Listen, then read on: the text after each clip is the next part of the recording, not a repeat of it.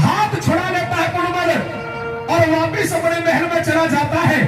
अब रानी लूनादे को चिंता सताने लगी कि कहीं ऐसा ना हो राज दरबार में जाकर वाले को बताया कि महाराज रानी लूनादे ने आपको महल में बुलवाया है। अब तो राजा सुलेमान जब महल में आए, राजा ने देखा महल में घोर अंधेरा छाया हुआ है।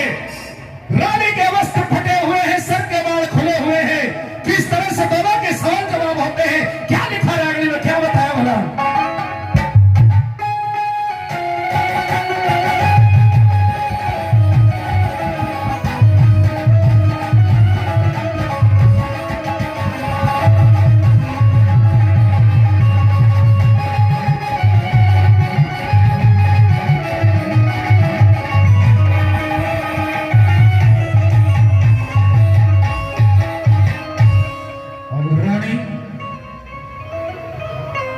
रानी लूनादे, रानी आपने गांधी को भेज करके मुझे महल में बुलवाया, लेकिन मैं महल में क्या देख रहा हूं? घोर अंधेरा छाया हुआ है, आप जमीन में लेटी हुई हैं। अगर कोई परेशानी है, कोई बात है तो आप मुझे बताइए। महाराज, अब मैं जीना नहीं चाहती हूँ।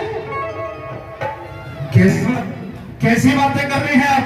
बिल्कुल सही कर रही हूँ। अरे आप परेशानी बताइए। इस राज दरबार में आपको कोई परेशानी है, किसी चीज की कमी है, जो आपके लिए चाहिए वो आपके लिए हाजिर किया जाएगा, लेकिन आप ऐसी बातें ना करें रानी। महाराज, महाराज, आपके बेटे ने पूरनमल ने मेरे साथ वो बदतमीजी की है जो मैं इनके सामने बयां भी नहीं कर सकती। महाराज,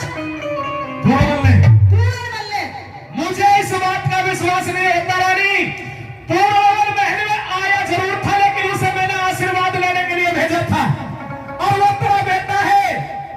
आप बेटे के ऊपर ऐसी बातें कर रही हैं, ये तेरे मुंह से शोभा नहीं देता। महाराज, वो आया था लेकिन उसने नमस्कार प्रणाम कुछ नहीं करा। अच्छा, हाँ, एक बार उसे पूरनमल को दरबार में बुलाइए ना महाराज। तो पूरनमल इधर आइए बेटा। आपको आदेश दिया था कि मौसी के दर्शन करके आइए। आप मौसी का आशीर्वाद लेकर के महल में आए जी, लेकिन ये मौसी क्या कह रही है? जब मैं प्रणाम करने के लिए मौसी के पास में गया, मौसी के चरणों में जैसे ही प्रणाम के लिए मैंने हाथ बढ़ाया, आशीर्वाद लेने की कोशिश की। अच्छा, तो मैंने देखा मौसी ने मेरे हाथ को पकड़ लिया। इसके मन में कुछ गंदे ख्याल आ गए। मुझसे कहने लगी कि तेरे पिताजी बूढ़ा हो गया है और तू मेरी जेठ का है, उसे छोड़ दूंगी मैं, तू मेरे महलों में रह पूरनमल। मैंने अपना हाथ छुड़ाया और महलों से भाग आया। पिताश्री, ये कहानी है मैंने आपको जो रानी, महाराज, आज ही मरूंगी, कुएं में कूद के आज ही मरूंगी। मेरी बात सुनिए पहले। हाँ, ये बात सुनिए, ये तेरे मुंह से शोभा बेटे के लिए ये शब्द नहीं देते।